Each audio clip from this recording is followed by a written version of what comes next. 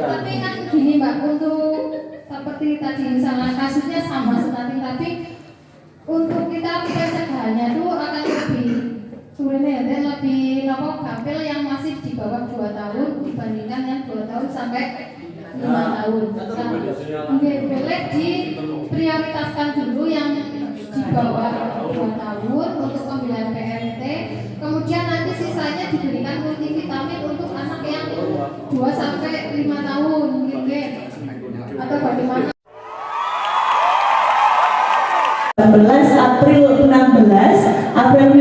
April Mei sudah turun, tapi Juni naik lagi, dan yang terakhir Juli ini naik lagi. Semoga waktu Agustus sudah nggak naik lagi.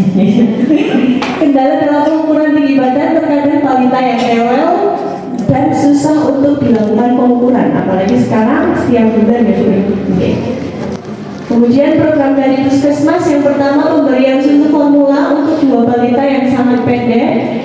Bulan Juni diberikan vitamin penambah nafsu makan dan zinc untuk balita stunting sejumlah 18 anak. Kita ambil data di bulan Februari. Kemudian pemberian tabel tambah darah bagi wanita usia subur, ibu menyusui, ibu hamil dan remaja yang sudah menstruasi. Kemudian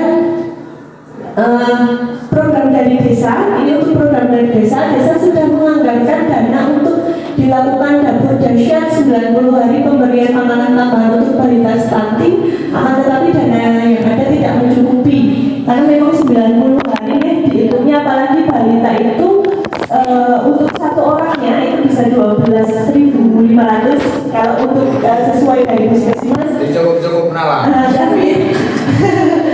Tapi memang untuk programnya itu 90 hari dan dari balitanya pun kan banyaknya, jadi memang agak banyak dana yang dikeluarkan. Kalau dana dari Puskesmas sebenarnya tahun 2023 ada Pak, sama untuk 90 hari juga, tapi karena kita kan dibagi untuk 19 desa, mungkin dana ini bisa untuk menambahi yang kekurangan yang dari Puskesmas. Misalkan kalau dari Puskesmas dapatnya 5 orang, mungkin bisa ditambahi dari desa Keseneng 5 orang juga, mungkin seperti itu, karena memang kasusnya kan 18 dan tidak semua dana yang dari Puskesmas itu bisa terserap semua gitu. Karena ibu hamil dan ibu anaknya termasuk prioritas sebenarnya supaya kita bisa mencegah stunting. Dan dia stunting, definisi operasionalnya stunting memang yang kita laporkan ke Dinas Kesehatan menggunakan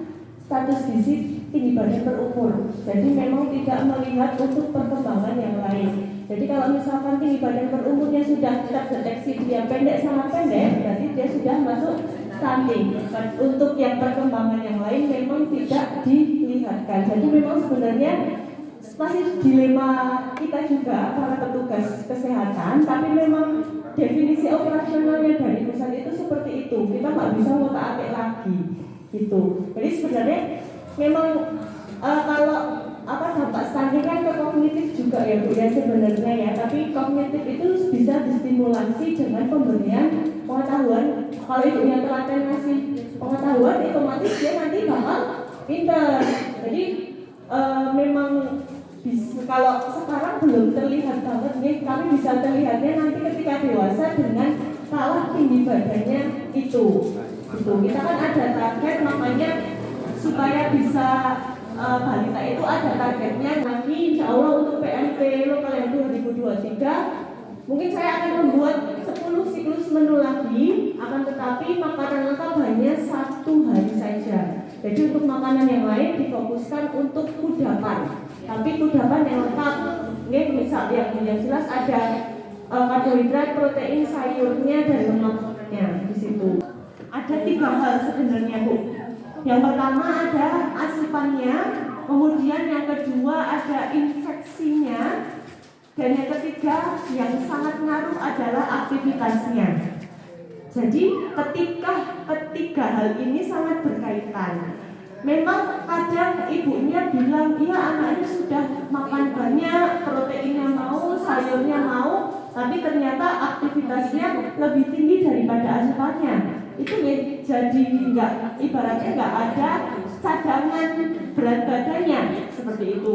Kemudian yang selanjutnya, anaknya udah maem banyak, kemudian maemnya apa-apa mau, ada infeksi, misalkan kayak batuk pilek, ada diare.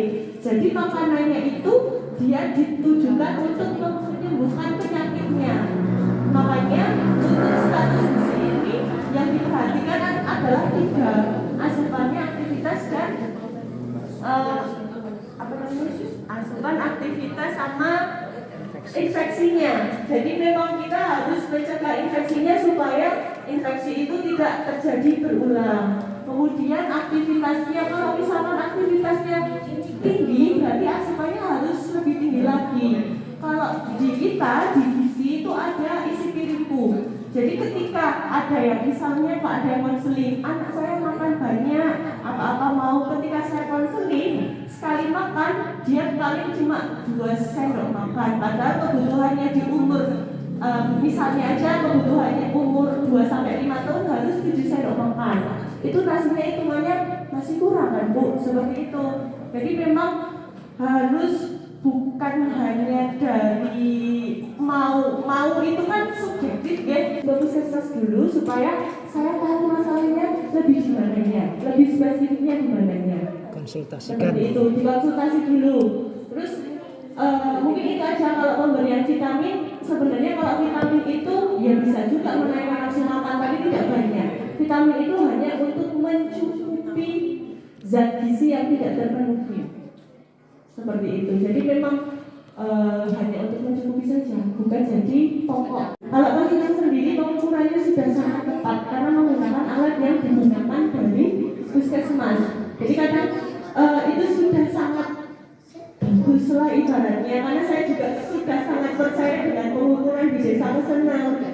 Ya karena memang pengukuran tinggi badannya itu tidak dilakukan hanya dengan 1 orang, tapi bisa turun, Mbak Siti juga turun. Jadi memang insya Allah sudah valid. Dari BPD Bu Sumani Monggo tanda tangan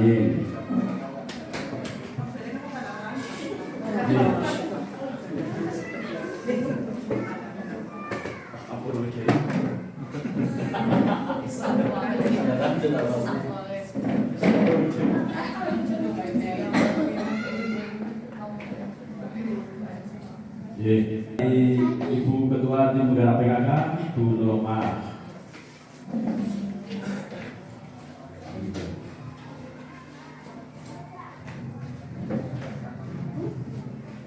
Selanjutnya dari Bu Kuswati.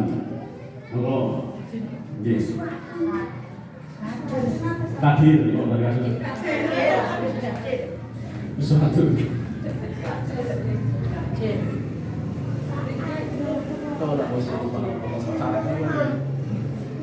Selanjutnya dari Pak BPD Pak Pamono dikau khusus sampai barang lagi.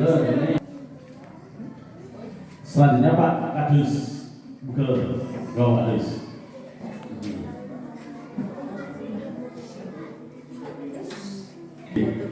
Pak Kadus ini.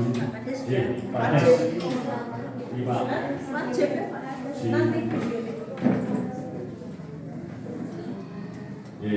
Matur nuwun.